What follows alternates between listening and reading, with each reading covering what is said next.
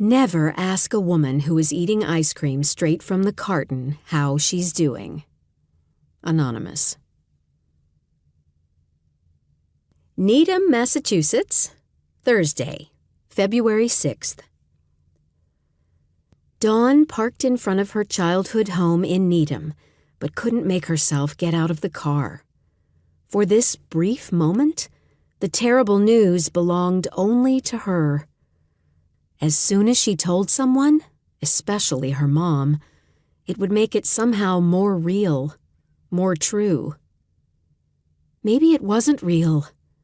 She reviewed the conversation she'd had with Kevin last night. Was it possible that he'd suffered from premarital jitters? Just a case of cold feet. Cold feet. Tears flooded Dawn's eyes again. It wasn't just cold feet. Kevin said he wasn't sure he was in love with Dawn, not the way he thought he should be, or the way he used to be. She looked around the car for a clean tissue, but all she could find were scrunched up, soggy ones. How in the world did she end up in a mess like this?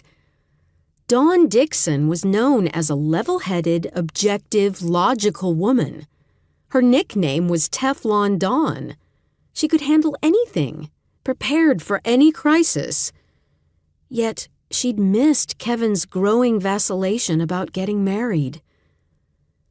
The front door opened and Mom stood at the threshold, the obvious question on her face. Why had Dawn come home to Needham on a weekday when she should have been at work in Boston? Dawn dreaded this conversation.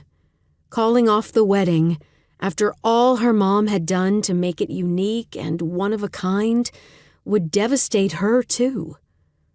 Dawn thought of the hours her mother had spent making origami doves that would hang from the enormous and expensive rented tent.